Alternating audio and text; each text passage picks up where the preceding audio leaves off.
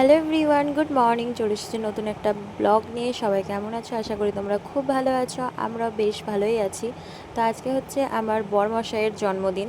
তো আজকের দিনটা আমার কাছে খুবই স্পেশাল। তো জন্মদিনের সাথে সাথে আজ কিন্তু জগন্নাথ দেবের সানযাত্রা। প্রত্যেকবার কিন্তু রথযাত্রা পড়ে, এবছরে কিন্তু সানযাত্রা পড়েছে। আর গতকালকে আমি কিন্তু বাবার বাড়ি থেকে এই বাড়ি এসেছি। তো দেখো আমার ঘরের অবস্থা এইরকম। আর এদিকে আমার ছেলে ঘুমোচ্ছে। তো এখন ঝটপট ঘরটা গোছাবো, তারপরে চলে যাব রান্নাঘরে ঝটপট রান্না করতে। যেহেতু ছেলে উঠে পড়লে তখন আমি আর কিছুই করতে পারবো না, তাই ও যতক্ষণ ঘুমিয়ে থাকে আমি সেই ফাঁকে সব কাজগুলো রান্না বসানোর আগে আমি একটু এনার্জি বাড়ানোর জন্য দেখো গরম গরম চা খেয়ে নিয়েছি, সাথে বিস্কুট নিয়ে নিয়েছি। আর বিস্কুটগুলো প্যাকেটে এরকম ভাঙা ছিল, তো সেই কারণে নিয়ে আসলাম।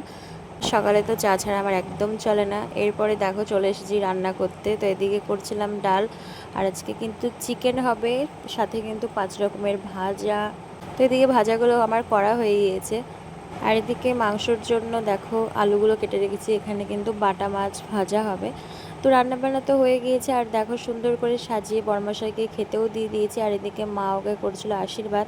আর ভিডিওটা আমি জানি না কি করে করেছিলাম, দিয়ে ভিডিওটা পরে এডিট করার সময় দেখছি এরকম হয়ে গিয়েছে। কি আর করব, করেছি যখন তাই তোমাদের সাথে শেয়ারই করে দিলাম। আসলে তাড়াহুড়োর সময় দেখবে এরকমই কিছু না কিছু একটা হয়ে যায়, ভালো মুহূর্তগুলোই কেমন একটা হয়ে যায়। তো মাই শুধু ওকে আশীর্বাদ করেছিল। বাবার যেহেতু একটু শরীরটা খারাপ করছিল সেই কারণে আর বাবাকে ডাকা হয়নি, বাবা শুয়েছিল। আর এদিকে রিয়ান এসেছে কাকার বার্থডে দেখতে। Good evening. দেখো সন্ধ্যাবেলায় হয়ে গিয়েছি রেডি। এখন যাব বড়মশাইয়ের সাথে কেক কিনতে। আর আজকে যেহেতু সোমবার, তো সেই কারণে বড়মশাই তো বাড়িতেই রয়েছে। তো প্রথমে ভেবেছিলাম আমি যাব না, কারণ যা গরম পড়েছে ভালো লাগছিল না। সাথে এদিকে বড়মশাই বললো যে না, পছন্দ করে কেক নিয়ে আসতে হবে। তো সেই কারণে ভাবলাম যে চলো যাওয়া যাক। তো মার কাছে ছেলেকে রেখে তো আমরা এখন বেরোচ্ছি। বাড়ি থেকে বেরিয়ে দেখো কত সদস্য বসে আছে বাড়ির সামনে। বাড়ির সামনে কত সদস্য বসে আছে দেখো, তোমাকে জায়গা করে দিচ্ছে যাওয়ার জন্য, বুঝেছো? চলো। এই দেখো আমাদেরকে সাইড দিয়ে দিয়েছে, আবার বসে পড়েছে।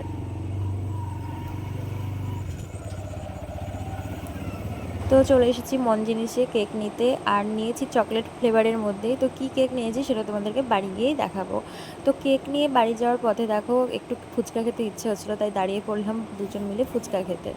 বাড়িতে বসে ফুচকা খাওয়ার থেকে রাস্তায় দাঁড়িয়ে ফুচকা খাওয়ার মজাই আলাদা। ফুচকা খাওয়ার পর চলে গিয়েছিলাম স্মার্ট পয়েন্টে। তো তারপর বাড়ি এসে বড়মশাই এদিকে নতুন একটা গেঞ্জি পরে বসে পড়েছে কেক কাটতে। যেহেতু আমার ছেলের চলে এসেছিলো ঘুম, তো সেই কারণে তাড়াতাড়ি কেকটা কেটে ফেলা।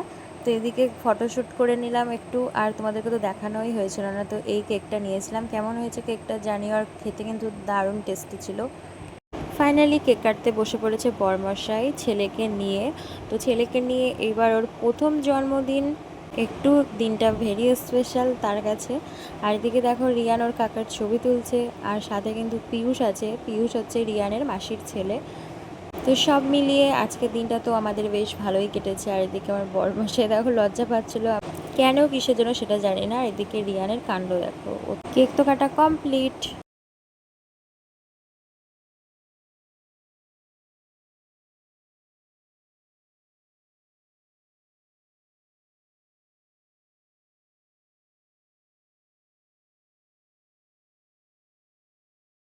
এরপরে ব্লগটা শেষ করতেই ভুলে গিয়েছিলাম, তাই ছবি দিয়েই শেষ করলাম। তো কেমন লাগলো বার্থডে ব্লগটা অবশ্যই তোমরা কমেন্ট করে জানিও। তো নতুন ব্লগে আবার দেখা হবে। সবাই ভালো থেকো, সুস্থ থেকো। আজকের মতো সবাই